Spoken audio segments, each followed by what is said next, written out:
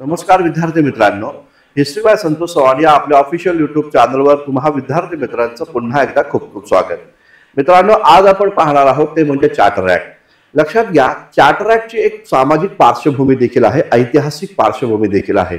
तर ती ऐतिहासिक पार्श्वभूमी ही आधी आपण इथे या ठिकाणी समजून घेऊया आणि कोणकोणत्या कायद्यांचा समावेश चार्टर ऍक्ट मध्ये होतो आणि त्या प्रत्येक चार्टर ऍक्ट मध्ये काय काय तरतुदी होत्या त्यावर आपण डिटेलपणे चर्चा या ठिकाणी करूया. लक्षात घ्या, आपल्या सर्वांना हे माहिती आहे की 31 डिसेंबर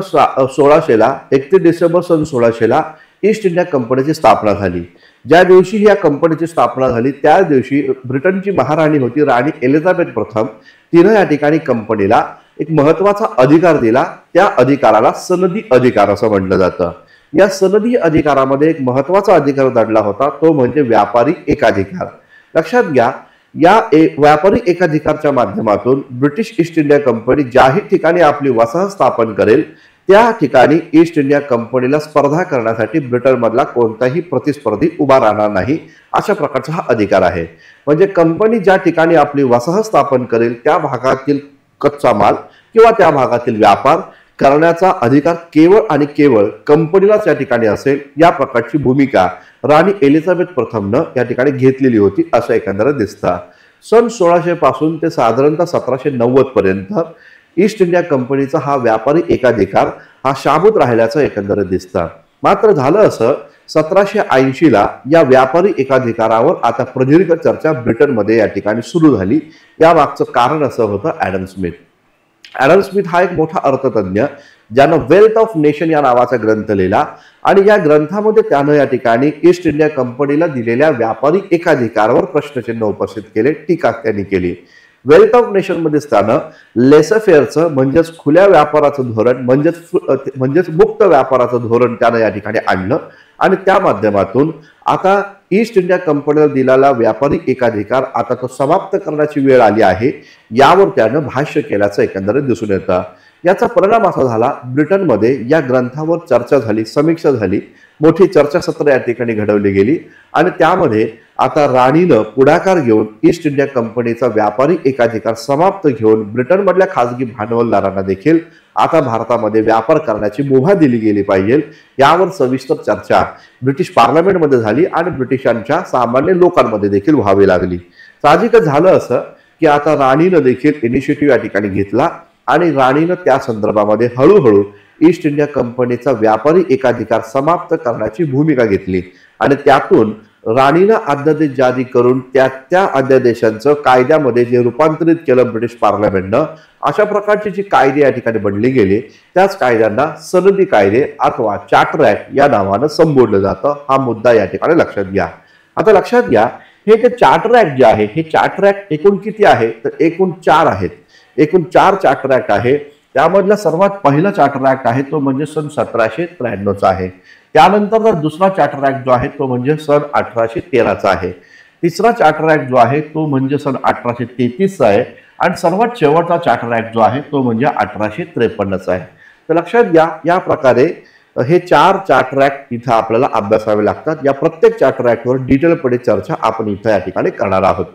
आता मुद्दा नीट समजून घ्या, या प्रत्येक चार्टर ऍक्ट जेव्हा तुम्ही या ठिकाणी असं बारकाईने निरीक्षण या ठिकाणी करता तेव्हा तुम्हाला या ठिकाणी असं लक्षात येतं की या प्रत्येक चार्टर ऍक्ट मध्ये साधारणतः 20 वर्षाचं अंतर या ठिकाणी आहे. तर 20 वर्ष जे आहे हे या सर्वच चार्टर ऍक्ट मध्ये 20 वर्षाचं अंतर या ठिकाणी आहे. हे असं का? कारण लक्षात घ्या, हे चार्टर ऍक्ट बनवत असतानाच या चार्टर ऍक्ट मध्येच अशी तरतूद केली गेली होती की 20 वर्षानंतर हे चार्टर ऍक्ट रिन्यू केले जातील आणि त्यानंतर या चार्टर ऍक्टला पुन्हा या ठिकाणी नव्यानं रूपांतरित किंवा नव्यानं बनवलं जाईल, अशा प्रकारची ती भूमिका होती. उदाहरणार्थ संदर्भात इथं स्पष्ट करून सांगेल की या 1793च्या चार्टर ऍक्ट मध्ये ईस्ट इंडिया कंपनीचा भारतासोबत व्यापार करण्याचा व्यापारी एकाधिकार हा 20 वर्षासाठी सर्वप्रथम वाढवण्यात आला. त्यानंतर 1813ला जेव्हा चार्टर ऍक्ट बनला तेव्हा व्यापारी एकाधिकार समाप्त या ठिकाणी झाला, मात्र व्यापार करण्याचा कंपनीचा अधिकार जो आहे हा 20 वर्षांना वाढवण्यात आला. जेव्हा 20 वर्ष पूर्ण झाले तेव्हा 1833 या वर्षी पुन्हा हा चार्टर रिन्यू केला गेला आणि या चार्टर ऍक्ट मध्ये ईस्ट इंडिया कंपनीचा भारतासोबत असणारा व्यापार करण्याचा अधिकारच समाप्त झाला आणि कंपनीला केवळ भारतासोबत आता राजकीय स्वरूपातच कार्य या ठिकाणी करायचे आहे अशी निर्णय घेतला गेला। 1833 चार्टर ऍक्ट मध्ये भूमिका मांडली गेली की कंपनी भारतामध्ये आता केवळ महामहिम सम्राटच्या वतीनं राजकीय स्वरूपातील कार्यच करतील आणि हे कार्य करण्यासाठी कंपनीला 20 वर्षांचा कालावधी वाढवून दिला गेला असं एकंदरीत दिसून येतं। लक्षात घ्या, शेवटचा जो चार्टर ऍक्ट बनला तर त्या चार्टर ऍक्ट मध्ये एक महत्त्वाची तरतूद केली गेली की कंपनी आता भारतामध्ये राजकीय कार्य करत असताना तिचा अनिश्चित काल मर्यादेपर्यंत तिचा कालखंड वाढवला जाईल या प्रकारची तरतूद इथं केली गेली। मात्र झालं असं 1857चा विद्रोह झाला आणि त्या विद्रोहामुळे ईस्ट इंडिया कंपनी बरखास्त केली गेली आणि मग क्राऊनची थेट सत्ता ही भारतात आल्याचं एकंदरीत दिसून येतं। सांगण्याचे तात्पर्य काय की हे महत्त्वाचे 4 चार्टर ऍक्ट आहे आणि या 4 चार्टर ऍक्टवर आता आपण इथे या ठिकाणी चर्चा करणार आहोत। आता लक्षात घ्या, एक महत्त्वाची सूचना, एक महत्त्वाची बातमी तुम्हाला या ठिकाणी द्यायची आहे। नवीन वर्ष आहे आणि या नवीन वर्षाचा पहिला सण आहे तो म्हणजे मकर संक्रांत। तर या मकर संक्रांतीच्या निमित्तानं हिस्ट्री बाय संतोष चव्हाण या आपल्या ॲप्लिकेशनवर इतिहास या विषयाचे जे काही बॅचेस आहेत तर त्या सर्वच्या सर्व बॅचेस तुम्हाला मी 50% डिस्काउंटमध्ये या ठिकाणी देत आहे। तर 50% डिस्काउंटची ही जी ऑफर आहे ही 13, 14 आणि 15 या जानेवारीपर्यंत या ठिकाणी असणार आहे। तर 15 जानेवारीला रात्री 12 वाजेपर्यंत ही ऑफर असेल, रात्री 12 नंतर ही ऑफर समाप्त होईल आणि त्यामुळे जे कोण विद्यार्थी आगामी स्पर्धा परीक्षांची तयारी करत आहात त्यांना इतिहास या विषयाची बॅच हवी असेल तर त्यांनी आत्ताच या ठिकाणी प्ले स्टोअरवर जावा, हिस्ट्री बाय संतोष चव्हाण हे नाव सर्च करून ते ॲप्लिकेशन डाउनलोड करा आणि त्यानंतर तुम्हाला हवी असणारी बॅच 50% डिस्काउंटमध्ये या ठिकाणी घ्या। त्याचबरोबर इथं डिस्क्रिप्शन बॉक्समध्ये मी बॅचची लिंक देखील दिलेली आहे, तर त्या ॲप्लिकेशनच्या लिंकवर जाऊन तुम्ही ॲप्लिकेशन डाउनलोड करून इथे या ठिकाणी या बॅचेस परचेस देखील या ठिकाणी करू शकता। तुम्हाला जी बॅच हवी आहे ती बॅच या ठिकाणी तुम्ही जॉईन करू शकता 50% डिस्काउंटमध्ये। तर मी अशी अपेक्षा करतो तुम्हाला या सूचना समजल्या असतील। तर आता आपण सुरू करूया आजचं महत्त्वाचं सेशन। आता लक्षात घ्या, इथं आपल्याला पाहायला भेटतो 1793चा चार्टर ऍक्ट। 1793चा चार्टर ऍक्टच्या खाली फोटो जो आहे तो म्हणजे लॉर्ड कॉर्नवॉलिसचा आहे। आता लॉर्ड कॉर्नवॉलिसच्या कार्यकाळामध्ये 1793चा चार्टर ऍक्ट संमत झाल्याचं एकंदरीत दिसून येतं। आता या चार्टर ऍक्टची काय पार्श्वभूमी आहे ती थोडंसं आपण आधी या ठिकाणी तपासून पाहूया। आता बघा, वॉरन हेस्टिंगच्या काळामध्ये ईस्ट इंडिया कंपनीची अर्थव्यवस्था डबघाईस आली होती आणि त्यामुळे ब्रिटिशांना एक सक्षम असा गव्हर्नर जनरलची आवश्यकता होती आणि तो गव्हर्नर जनरल लॉर्ड कॉर्नवॉलिसच्या स्वरूपात त्यांना मिळाला होता। मात्र लॉर्ड कॉर्नवॉलिसच्या ज्या अटी होत्या तर त्या अटी कंपनीला या ठिकाणी मान्य करणं गरजेचं होतं आणि म्हणून मग सन 1786चा कायदा बनला गेला। 1786च्या कायद्यामध्ये गव्हर्नर जनरल म्हणून या लॉर्ड कॉर्नवॉलिसला काही महत्त्वाचे अधिकार दिले, त्यामध्ये तो यशस्वी झाला आणि म्हणून मग हे अधिकार आता इथून पुढच्या सर्वच गव्हर्नर जनरलला या ठिकाणी द्यायचा निर्णय घेतला गेला आणि त्यासाठी 1793चा हा कायदा बनवण्यात आल्याचं एकंदरीत दिसून येतं। आता या कायद्यामध्ये काय काय महत्त्वाच्या तरतुदी होत्या त्यावर आपण इथे या ठिकाणी चर्चा करूया। आता लक्षात घ्या, 1793चा हा जो चार्टर ऍक्ट आहे या चार्टर ऍक्ट मध्ये सर्वात महत्त्वाचं म्हणजे ईस्ट इंडिया कंपनीचा जो व्यापारी एकाधिकार होता हा व्यापारी एकाधिकार हा 20 वर्षांसाठी पहिल्यांदाच वाढवण्यात आल्याचं एकंदरीत दिसून येतं। तर पुढील 20 वर्षांसाठी ईस्ट इंडिया कंपनीचा व्यापारी एकाधिकार हा या ठिकाणी वाढवला जाईल अशा प्रकारची भूमिका घेतली। म्हणजे 1793 पासून ते 1813 पर्यंत ईस्ट इंडिया कंपनी भारतामध्ये व्यापारी एकाधिकाराच्या द्वारे व्यापार करण्याची भूमिका या ठिकाणी घेतील अशा प्रकारची कायदा हा आपल्याला या ठिकाणी दिसून येतो। पुढे आपल्याला पाहायला भेटतं पुढील 20 वर्षांपर्यंत कंपनीला भारतात आपली संपत्ती जमा करण्याचा अधिकार देखील याच कायद्याच्या द्वारे मिळाल्याचं एकंदरीत दिसून येतं। त्यानंतर महत्त्वाचा मुद्दा असा आहे की याच कायद्याच्या द्वारे ब्रिटिश ईस्ट इंडिया कंपनीचे जे काही कर्मचारी आहे, मग ते सैनिकी असो किंवा असैनिकी असो, त्या सर्व कर्मचाऱ्यांचे जे पगार आहे, त्यांचे जे काही निवृत्ती वेतन आहे ज्याला आपण पेन्शन म्हणतो ते सर्वच्या सर्व आणि त्याचबरोबर ब्रिटिश सैनिकांचा सर्व खर्च हा भारताच्या तिजोरीतून दिला जाईल या प्रकारची भूमिका इथे या ठिकाणी आल्याचं एकंदरीत दिसून येतं। म्हणजे ईस्ट इंडिया कंपनीच्या कर्मचाऱ्यांचे, बोर्ड ऑफ कंट्रोलच्या कर्मचाऱ्यांचे व सदस्यांचे सर्वच्या सर्व पेमेंट जे आहे हे भारताच्या तिजोरीतून द्यायला सुरुवात झाली ती म्हणजे 1793च्या चार्टर ऍक्टच्या माध्यमातून। हा महत्त्वाचा मुद्दा लक्षात घ्या। याचबरोबर या कायद्याच्या द्वारे पाहायला असं भेटतं की प्रशासन व्यवस्था जी आहे तर त्या प्रशासन व्यवस्थेचं युरोपीकरण करण्यात आल्याचं एकंदरीत या ठिकाणी दिसून येतं. प्रशासन व्यवस्थेचं युरोपीकरण जे आहे ते या कायद्याच्या माध्यमातून झाल्याचं दिसतं. युरोपीकरण म्हणजे काय, तर प्रशासनामध्ये जे भारतीय लोक आहे तर त्या भारतीय लोकांना इथे काढून टाकण्यात आलं आणि केवळ व केवळ युरोपियन लोकांचीच नियुक्ती प्रशासनामध्ये घेण्यात आल्याचं एकंदरीत दिसतं. ज्या पद्धतीचं प्रशासनाचं युरोपीकरण झालं तशाच प्रकारे न्याय व्यवस्थेचं पण युरोपीकरण या 1793च्या चार्टर ऍक्टच्या माध्यमातून झाल्याचं एकंदरीत दिसून येतं. त्याचबरोबर महत्वाचा मुद्दा असा आहे की या चार्टर ऍक्टमध्ये गव्हर्नर जनरलला व्हेटो पॉवर नकाराधिकार देण्यात आल्याचं एकंदरीत दिसतं. म्हणजेच काय, तर काउन्सिलने घेतलेले निर्णय जे आहे हे निर्णय रद्द करण्याचा अधिकार हा 1793च्या चार्टर ऍक्टच्या माध्यमातून देण्यात आल्याचं एकंदरीत पाहायला भेटेल. म्हणजे लक्षात घ्या, याची समरी जर आम्ही पाहिली तर 1793च्या चार्टर ऍक्ट मध्ये काय काय मिळालं, तर राणीनं व्यापारी एकाधिकार 20 वर्षांसाठी वाढवला. आता 20 वर्ष कंपनी भारतात आपली संपत्ती जमा करू शकत आहे.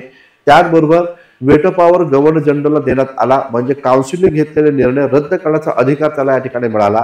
याचबरोबर ब्रिटिश कर्मचाऱ्यांचे वेतन पेन्शन जे आहे ते भारताच्या तिजोरीतून दिले जाणार आहे अशा प्रकारची भूमिका आहे. आणि प्रशासनाचं व न्याय व्यवस्थेचं युरोपीकरण 1793च्या चार्टर ऍक्टच्या माध्यमातून झाल्याचं एकंदरीत या ठिकाणी दिसून येतं.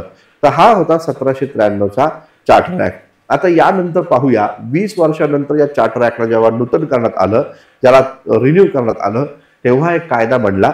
त्याच कायद्याला 1813चा चार्टर ऍक्ट असं या ठिकाणी म्हटलं जातं.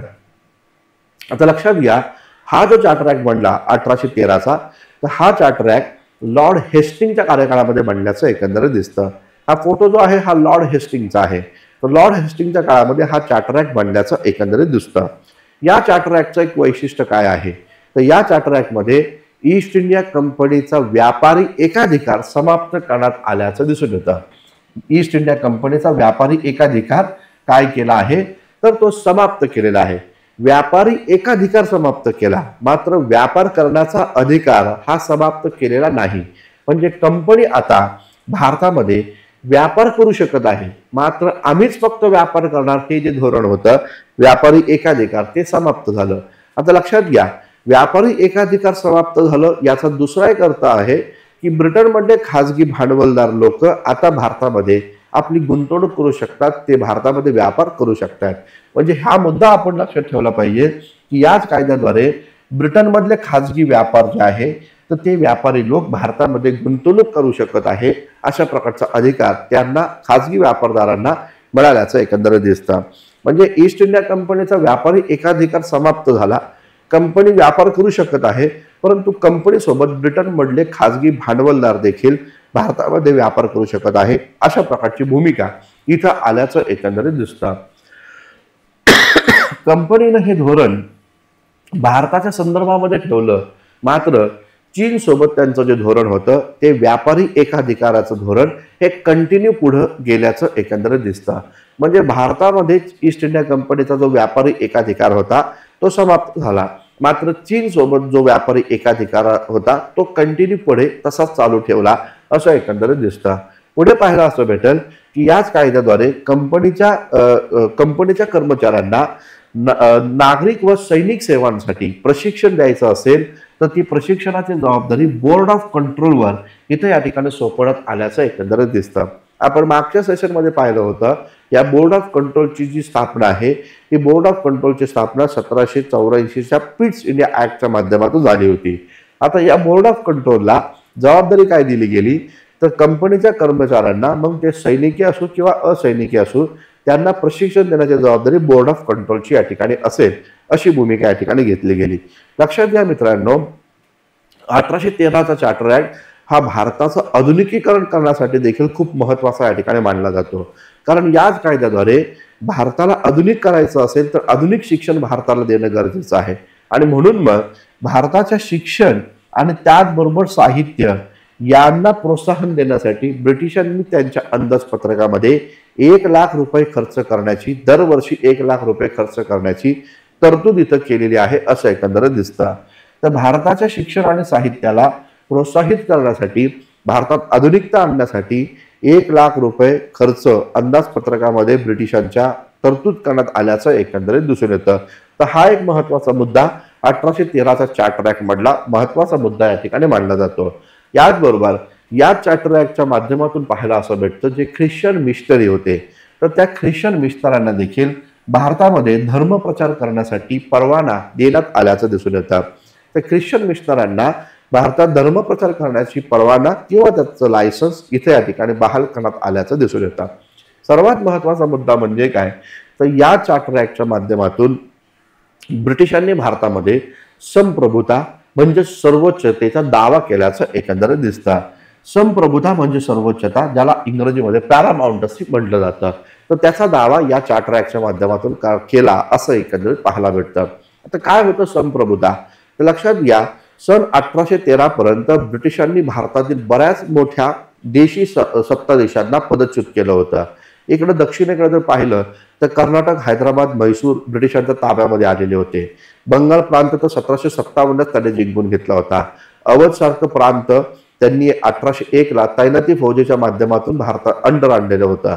इथं इंग्रज मराठा युद्ध झालेलं होतं. दुसऱ्या युद्धामध्ये ब्रिटिशांचा मोठा विजय झालेला होता आणि मराठा सरदारांनी तैनाती फौजेचा स्वीकार केला होता. म्हणजे पाहायला असं भेटतं की या सगळ्या काळामध्ये म्हणजे 1813 पर्यंत ब्रिटिशांची सत्ता ही भारतामध्ये मोठ्या प्रमाणावर निर्माण झालेली होती. भारतातील मोठे राज्य त्यांचं विघटन झालं होतं आणि भारतीय भूभागावर ब्रिटिशांची सर्वात मोठी सत्ता या ठिकाणी आलेली होती असं दिसून येतं. आणि म्हणून मग या काळामध्ये याच लॉर्ड हेस्टिंगनं दावा केला की ब्रिटिशांची भारतातील सत्ता ही सर्वोच्च या ठिकाणी असेल, संप्रभुता तिथं स्थापन केलेली असेल आणि त्यामुळे भारतातील छोट्या छोट्या स्टेटनी आता ब्रिटिशांच्या राज्यामध्ये स्वतःला विलीन करून घ्यायचं आहे. या प्रकारच्या सर्वोच्चतेचा दावा या चार्टर ऍक्टच्या माध्यमातून सर्वप्रथम करण्यात आल्याचं एकंदरीत दिसून येतं. पुढे पाहायला भेटतं या चार्टर ऍक्टच्या माध्यमातून पुढील 20 वर्षांसाठी भारतीय भूप्रदेश व राजस्व यावर नियंत्रण ठेवण्याचा अधिकार कंपनीला या ठिकाणी देण्यात आल्याचं दिसतं. पुढील 20 वर्षांसाठी भारतीय भूप्रदेश आणि त्याचबरोबर महसूल संबंधित नियंत्रण ठेवण्याचा अधिकार कंपनीला देण्यात आल्याचं एकंदरीत या ठिकाणी पाहायला भेटतं. तर या प्रकारे सन 1813च्या चार्टर ऍक्टची समरी जर आम्ही पाहिली तर ती समरी काय आहे तर यामध्ये कंपनीचा व्यापारी एकाधिकार समाप्त झाला. चीन सोबत मात्र तो व्यापारी एकाधिकार कंटिन्यू ठेवला गेला. ब्रिटनमधल्या खासगी भांडवलदारांना भारतामध्ये गुंतवणूक करण्याचा, व्यापार करण्याचा अधिकार देखील याच कायद्याद्वारे दिला गेला. या कायद्याद्वारे भारताच्या शिक्षण व साहित्यावर 1,00,000 रुपये खर्च करण्याची तरतूद ब्रिटिश पार्लमेंटनं केल्याचं एकंदरीत दिसून येतं. याचबरोबर जे ख्रिश्चन मिशनरी आहे तर त्या ख्रिश्चन मिशनरांना भारतामध्ये धर्मप्रचार करण्याची परवानगी या ठिकाणी देण्यात आली. व सर्वात महत्वाचं म्हणजे ब्रिटिशांनी या कायद्याच्या माध्यमातून संप्रभुता किंवा सर्वोच्चतेचा दावा लॉर्ड हेस्टिंगच्या माध्यमातून केल्याचं एकंदरीत या ठिकाणी पाहायला भेटतं. या प्रकारे हा 1813चा चार्टर ऍक्ट आपल्याला या ठिकाणी समजला असेल अशी अपेक्षा आहे. आता पुढचा जो कायदा आहे त्या कायद्यावर आपण इथे या ठिकाणी चर्चा करूया. 1833चा चार्टर ऍक्ट. 1813च्या चार्टर ऍक्ट मध्ये 20 वर्षांच्या नूतनीकरणावर चर्चा केली गेली होती आणि त्यामुळं 1833ला त्याचं नूतनीकरण झालं आणि एक कायदा बनला, तोच 1833चा चार्टर ऍक्ट. हा फोटो आहे विल्यम बेंटिंगचा. म्हणजे विल्यम बेंटिंगच्या कार्यकाळामध्ये 1833चा चार्टर ऍक्ट संमत झालेला आहे. हा महत्वाचा मुद्दा आपण इथे या ठिकाणी समजून घ्या. आता पहा इथं पाहायला भेटतं काय तर या कायद्याच्या द्वारे काय झालं तर या कायद्याच्या द्वारे ईस्ट इंडिया कंपनी जी भारतासोबत व्यापार करत होती तर तो व्यापार करण्याचाच अधिकार कंपनीचा इथं काढून घेतलेला आहे असं एकंदरीत दिसतं. कंपनीचा व्यापारी अधिकार हा समाप्त करण्यात आल्याचं दिसतं. म्हणजे 1833 नंतर ईस्ट इंडिया कंपनी भारतामध्ये व्यापार करणार नाही तर केवळ ब्रिटिशांचे जे भांडवलदार लोक आहेत तेच भारतामध्ये व्यापार करतील, कंपनी व्यापार करणार नाही अशा प्रकारची भूमिका इथं आली. मग कंपनीनं काय करायचं तर कंपनीनं महामहिम सम्राटच्या वतीनं भारतामध्ये केवळ राजकीय कार्य करायचे आहे अशा प्रकारची भूमिका इथं घेण्यात आल्याचं दिसतं. कंपनीने भारतामध्ये व्यापार करायचा नाही तर केवळ आणि केवळ राजकीय कार्य करायचं आहे अशी भूमिका इथे या ठिकाणी आल्याचं दिसतं. चीन सोबत काय झालं तर याच कायद्याच्या द्वारे पाहायला असं भेटतं चीन सोबत व्यापार करण्याचा एकाधिकार समाप्त करण्यात आल्याचं दिसतं. चीन सोबत व्यापार करण्याचा कंपनीचा जो एकाधिकार आहे तो समाप्त केला. म्हणजेच आता ब्रिटनमधले भांडवलदार जे आहे ते आता चीनमध्ये देखील व्यापार करू शकत आहे, अशा प्रकारची भूमिका आली. कारण चीन सोबत कंपनीचा असणारा व्यापारी एकाधिकार हा 1833च्या चार्टर ऍक्टच्या द्वारे समाप्त करण्यात आल्याचं दिसतं. या कायद्याच्या द्वारे एक महत्वाचा बदल या ठिकाणी केला गेला. तो बदल असा होता की पहा, जसं की 1773चा रेग्युलेटरी ऍक्ट जेव्हा आम्ही पाहतो तेव्हा पाहायला भेटतं की बंगालचा जो गव्हर्नर होता त्याला बंगालचा गव्हर्नर जनरल बनवलं होतं 1773च्या रेग्युलेटरी ऍक्टद्वारे. आता 1833च्या चार्टर ऍक्ट मध्ये काय केलं, जो बंगालचा गव्हर्नर जनरल होता त्याला संपूर्ण भारताचा गव्हर्नर जनरल बनवण्यात आल्याचं दिसून येतं. आणि म्हणून मग पाहायला भेटतं की बंगालचा गव्हर्नर जनरल न राहता तो भारताचा गव्हर्नर जनरल बनला. आणि या पदावर विराजमान होणारा पहिला गव्हर्नर जनरल होता विल्यम बेंटिंग. तर विल्यम बेंटिंग हा पहिला भारताचा काय बनला, गव्हर्नर जनरल बनलेला आहे. हा महत्वाचा मुद्दा आपण या ठिकाणी नमूद करून ठेवा. याचबरोबर पाहायला भेटतं गव्हर्नर जनरल व त्याच्या कार्यकारिणी परिषदेस कंपनीच्या सैनिक असैनिक कार्याचे निरीक्षण, नियंत्रण आणि निदेशन सोपवण्यात आल्याचं दिसतं. कारण इथं पाहायला भेटतं की गव्हर्नर जनरल हा पूर्ण भारताचा बनला, तोच प्रमुख बनला. आणि त्यामुळे कंपनीच्या संदर्भात कोणत्याही प्रकारे सैनिकी असैनिकी जे पण काय काम आहे ते सर्वच्या सर्व गव्हर्नर जनरल आणि त्याच्या कार्यकारिणी परिषदेच्या अंडर आले. त्या प्रकारे संपूर्ण नियंत्रण, निरीक्षण आणि त्याबरोबर डायरेक्शन किंवा निदेशन हे सगळं गव्हर्नर जनरल आणि त्याच्या काउन्सिलच्या अधिपत्याखाली आल्याचं एकंदरीत या ठिकाणी पाहायला भेटतं. यानंतर पाहायला भेटतं की या कायद्यांमध्ये 1833च्या या चार्टर ऍक्ट मध्ये अजून काय महत्वाची भूमिका आली तर प्रशासन व्यवस्थेचं केंद्रीकरण. लक्षात घ्या, जे प्रशासन व्यवस्था आहे तर ती प्रशासन व्यवस्थेचं केंद्रीकरण करणं खूप जास्त गरजेचं होतं असं एकंदरीत दिसतं. आणि म्हणून गव्हर्नर जनरल जो होता त्याला खूप जास्त प्रकारची ताकद दिली गेली आणि त्याच्या हातामध्ये संपूर्ण प्रशासनाचं केंद्रीकरण करण्यात आल्याचं एकंदरीत या ठिकाणी दिसतं. आणि मग त्या माध्यमातून पाहायला असं भेटतं की जो गव्हर्नर जनरल बनवला गेला तर त्या गव्हर्नर जनरलकडेच कायदा निर्माण करण्याची ताकद देखील या ठिकाणी दिली, तो अधिकार देखील त्याला दिला गेला. म्हणजे गव्हर्नर जनरलला या ठिकाणी कायदा बनवण्याचा अधिकार या ठिकाणी दिला. आणि याचबरोबर आता गव्हर्नर जनरलच्या अधिपत्याखाली, म्हणजेच काय, गव्हर्नर जनरल हा भारताचा गव्हर्नर जनरल बद्दल बोलतोय मी, तर गव्हर्नर जनरलकडे आता बंगाल, मुंबई, मद्रास तसेच भारतातील अन्य जे प्रदेश येतील ते सर्वच्या सर्व गव्हर्नर जनरलच्या नियंत्रणाखाली या ठिकाणी असतील, अशा प्रकारची भूमिका आहे. म्हणजे इथं मुद्दा नीट समजून घ्या की गव्हर्नर जनरलच्या माध्यमातून आता प्रशासनाचं केंद्रीकरण केलं गेलं आणि त्या प्रशासनाच्या संपूर्ण नाड्या गव्हर्नर जनरलच्या हातात ठेवल्या गेल्या. भारतात जो पण नवा प्रदेश ईस्ट इंडिया कंपनी जिंकेल तो सर्वच्या सर्व गव्हर्नर जनरलच्याच अंडर या ठिकाणी असेल, अशा प्रकारची भूमिका इथे या ठिकाणी आली. आता मुद्दा असा होता, कायदा करण्याची शक्ती ही गव्हर्नर जनरलला या ठिकाणी दिली गेली. आणि म्हणून मग गव्हर्नर जनरलनी काय केलं, आपल्या कार्यकारिणी परिषदेमध्ये, जी कार्यकारिणी परिषद 3 सदस्यांची होती, त्यामध्ये एक अतिरिक्त सदस्य नियुक्त केला ज्याचं नाव होतं लॉ मेंबर. त्याचं नाव होतं कायदा सदस्य. हा कायदा सदस्य अतिरिक्त 4था सदस्य म्हणून गव्हर्नर जनरलच्या काउन्सिलमध्ये नियुक्त झाला. आणि या प्रकारे पहिला व्यक्ती नियुक्त होणारा होता तो म्हणजे लॉर्ड मेकॉले. तर लॉर्ड मेकॉलेच्या माध्यमातून कायदा सदस्य गव्हर्नर जनरलच्या काउन्सिलमध्ये एक अतिरिक्त सदस्य म्हणून नियुक्त केला गेल्याचं एकंदरीत दिसतं. या कायद्या सदस्याला काय करायचं होतं तर भारतीय कायद्याचं सहितीकरण करायचं होतं, नवे कायदे निर्माण करायचे होते आणि ती जबाबदारी लॉर्ड मेकॉलेवर येऊन ठेपल्याचं एकंदरीत दिसतं. या लॉर्ड मेकॉलेच्याच नेतृत्वाखाली नवे कायदे निर्माण करण्यासाठी व भारतातील कायद्यांचं सहितीकरण करण्यासाठी लॉ आयुक्त, म्हणजेच या ठिकाणी विधी कमिशन किंवा आपण लॉ कमिशन म्हणू शकतो, तर त्या प्रकारचे लॉ कमिशन नियुक्त करण्यात आल्याचं एकंदरीत दिसून येतं. तर इथं आपल्याला पाहायला भेटतं कायदा समिती गठीत झाली आणि त्या कायदा समितीचा अध्यक्ष म्हणजेच लॉ कमिशनर, म्हणजेच लॉ आयुक्त, म्हणजे त्याला आपण म्हणू शकतो विधी आयुक्त जो आहे हा लॉर्ड मेकॉले यालाच या ठिकाणी बनवण्यात आल्याचं दिसतं. म्हणजे भारतीय कायद्याचं सहितीकरण करणं किंवा भारतामध्ये नवा कायदा निर्माण करण्यासाठी जी विधी समिती गठीत झाली त्या विधी समितीचा जो चेअरपर्सन होता त्यालाच या ठिकाणी आयुक्त किंवा लॉ कमिशनर म्हणलं गेलं आणि अशा प्रकारे लॉ कमिशनर पहिला बनला तो म्हणजे लॉर्ड मेकॉले। हा महत्वाचा मुद्दा आपण या ठिकाणी लक्षात घ्या। आता लॉर्ड मेकॉले जेव्हा या प्रकारे लॉ कमिशनर जेव्हा या ठिकाणी बनला तेव्हा त्या लॉर्ड मेकॉलेनं भारतीय कायद्याचं काय केलंय, संहितीकरण केलेलं आहे असं एकंदरीत दिसतं। लक्षात घ्या सन 1837 साली सन 1837 साली भारतीय कायद्याचं संहितीकरण याच्या कार्यकाळामध्ये करण्यात आल्याचं दिसतं। आता संहितीकरण म्हणजे काय, तर जे विखुरलेले कायदे आहेत ते विखुरलेल्या कायद्यांना एकत्रित आणण्याचं कार्य आणि त्यांची रूपरेखा ठरवण्याचं कार्य याला म्हटलं जातं संहितीकरण। तर ते संहितीकरण हे लॉर्ड मेकॉलेनं 1837 ला केलं आणि सर्वात महत्वाचा मुद्दा असा आहे की या संहितीकरणाच्या माध्यमातून राज्य कारभाराची भाषा जी आधी फारसी होती मुघलांच्या काळामध्ये ती बदलली गेली आणि ती आता इंग्रजी या ठिकाणी करण्यात आल्याचं दिसतं।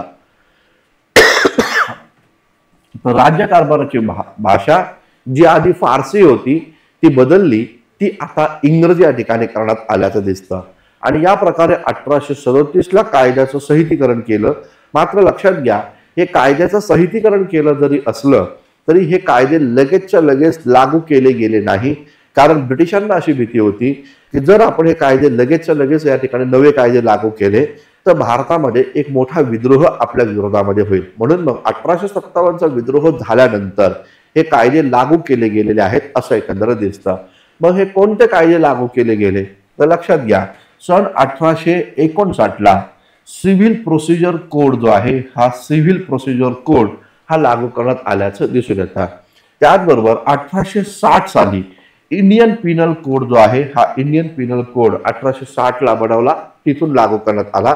आणि 1861 साली क्रिमिनल प्रोसिजर कोड जो आहे तो क्रिमिनल प्रोसिजर कोड इथे या ठिकाणी लागू करण्यात आल्याचं एकंदरीत दिसतं। तर हे महत्वाचे मुद्दे आपण लक्षात ठेवणं गरजेचं आहे की सन 1859 ला सिव्हिल प्रोसिजर कोड आहे, त्याचबरोबर 1860 ला इंडियन पिनल कोड आहे आणि 1861 ला क्रिमिनल प्रोसिजर कोड हे लागू करण्यात आल्याचं दिसतं। वास्तविकता हे सर्व कायदे तयार झाले होते 1837 ला, मात्र लागू झाले ते नंतरच्या काळामध्ये। मुद्दा नीट लक्षात घ्या। याचबरोबर पाहायला असं भेटतं या कायद्यानं एक अत्यंत महत्वाचा निर्णय घेतला की 1793 ला ज्या नोकरशाहीचं प्रशासन व्यवस्थेचं युरोपीकरण लॉर्ड कॉर्नवॉलिसने केलं होतं ते आता समाप्त केलं गेलं। सरकारी नोकरी प्राप्त करायची असेल तर त्यासाठी कसल्याही प्रकारचा भेदभाव केला जाणार नाही यावर शिक्कामोर्तब या कायद्यानं केलेला आहे असं एकंदरीत दिसतं।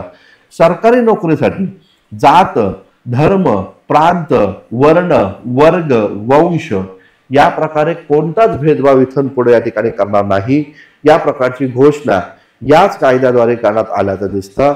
म्हणजे प्रशासन व्यवस्थेचे दरवाजे भारतीय लोकांसाठी खुले याच कायद्याच्या माध्यमातून झालेले आहेत असं एकंदरीत या ठिकाणी पाहायला भेटतं।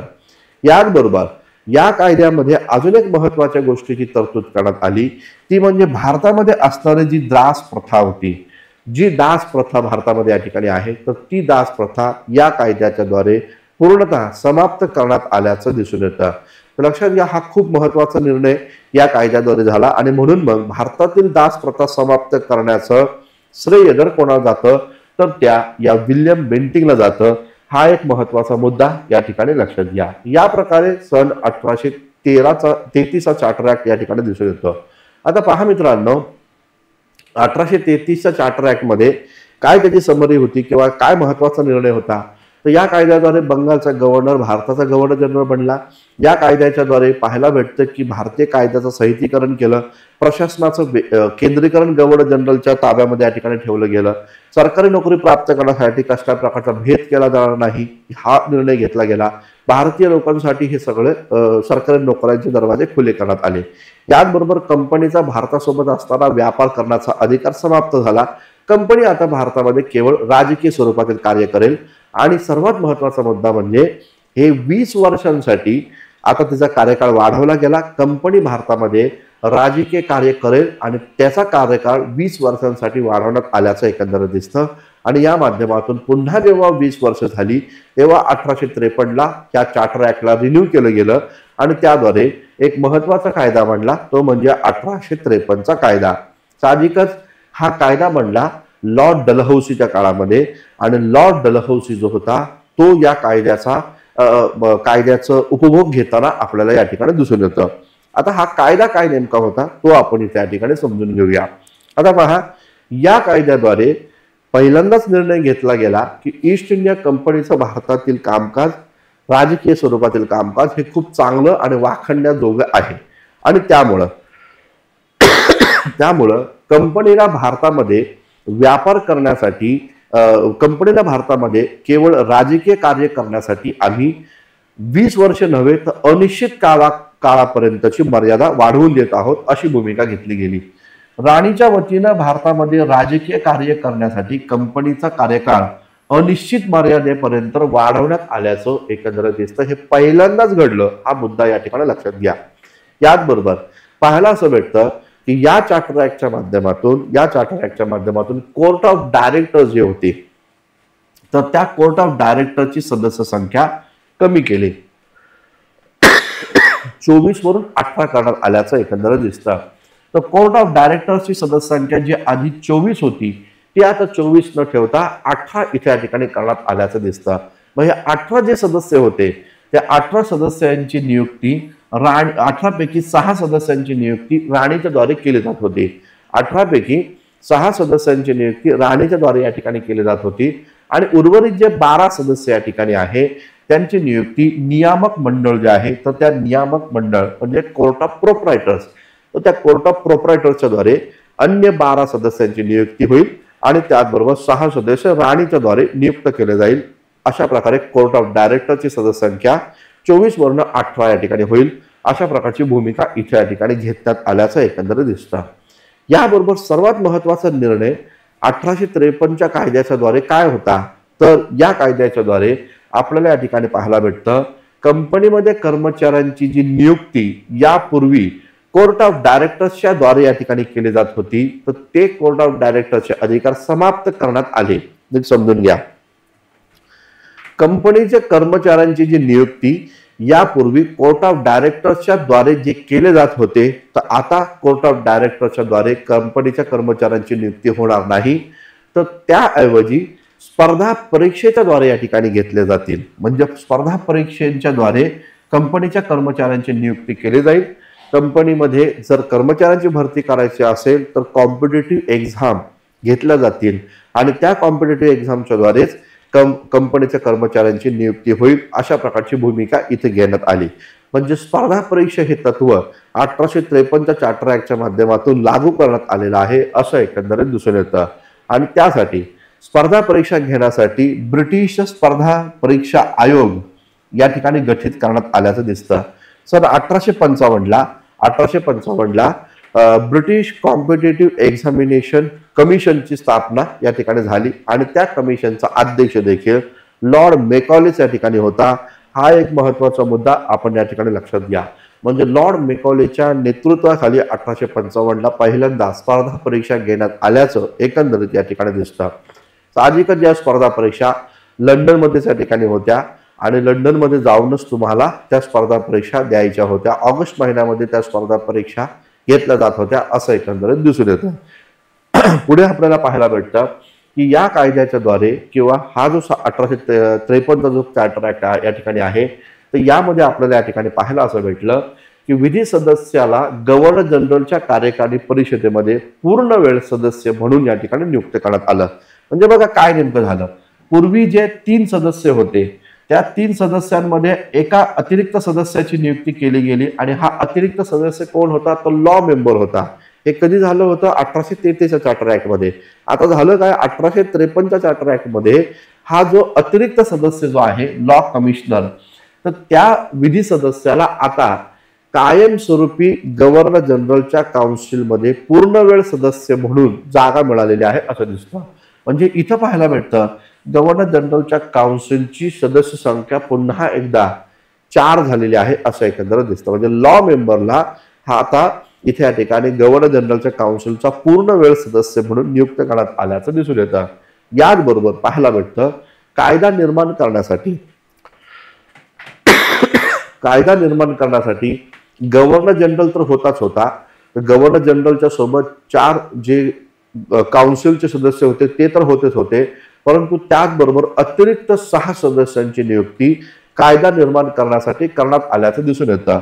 म्हणजे भारतामध्ये कायदा बनवायचा असेल तर गव्हर्नर जनरल आणि त्याचे काउन्सिल व याचबरोबर अतिरिक्त 6 सदस्यांच्याद्वारे हा कायदा केला जाणार होता असं एकंदर दिसतं. मग हे अतिरिक्त 6 सदस्य जे होते ते कोण होते ते थोडंसं आपण इथं पाहूया. अतिरिक्त 6 सदस्यांमध्ये सर्वोच्च न्यायालयाचा एक मुख्य न्यायाधीश असेल, आणि त्याचबरोबर त्याच सर्वोच्च न्यायालयातील एक अन्य न्यायाधीश देखील या ठिकाणी असेल. म्हणजे सुप्रीम कोर्टाचा चीफ जस्टिस त्याचबरोबर एक अन्य न्यायाधीश असे 2 जण असतील.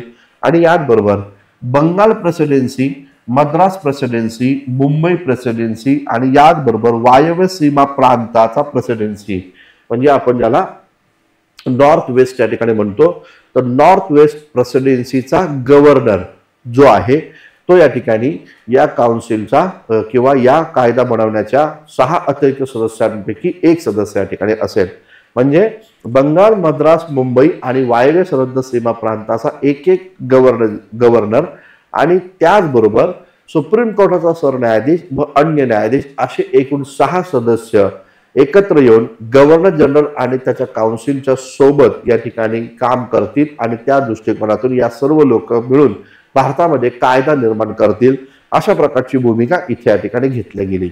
याच कायद्याच्या द्वारे पाहायला असं भेटतं की कायदा करणं आणि प्रशासकीय कार्य करणं यांना एकमेकांपासून विभक्त ठेवण्यात आल्याचं एकंदरीत दिसतं.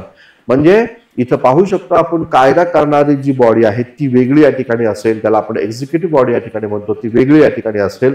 आणि त्याचबरोबर प्रशासन चालवणारी, प्रशासकीय काम करणारी जी बॉडी आहे ती या ठिकाणी वेगळी असेल, त्यांना विभक्त ठेवण्यात आलेलं आहे असं एकंदरीत दिसतं. या प्रकारे 1853चा हा एक महत्वाचा कायदा आपण इथे या ठिकाणी पाहिला. तर या प्रकारे एकूण 4 महत्वाचे चार्टर ऍक्ट आपण पाहिले. मी आशा करतो ते तुम्हाला समजले असतील. हे लेक्चर कसं वाटलं त्याबद्दल तुम्ही प्रतिक्रिया जरूर या ठिकाणी द्या आणि आपल्या मित्रांना देखील ते शेअर करा. पुन्हा एकदा सांगतो की मकर संक्रांत नववर्षाचा पहिला या ठिकाणी सण आहे, त्या निमित्तानं 50% डिस्काउंट ठेवलेला आहे हिस्ट्री बाय संतोष चव्हाण या आपल्या ऍप्लिकेशनवर. इतिहास या विषयाचे जे काही बॅचेस आहे त्या प्रत्येक बॅचवर तुम्हाला 50% डिस्काउंट इथे या ठिकाणी देण्यात आलेला आहे. तर हे डिस्काउंटची ऑफर 15 जानेवारी रात्री 12 वाजेपर्यंत त्या ठिकाणी असणार आहे. तुम्हाला जॉईन करायचं असेल तुम्ही जॉईन करा, तुमच्या मित्रांना सांगा, तुमच्या घरामध्ये कोण व्यक्ती या ठिकाणी MPSCची तयारी करत असेल त्यांना देखील सांगा, फायदा नक्कीच तुम्हाला या ठिकाणी होईल. थांबूया आपण. धन्यवाद. Thank you very much.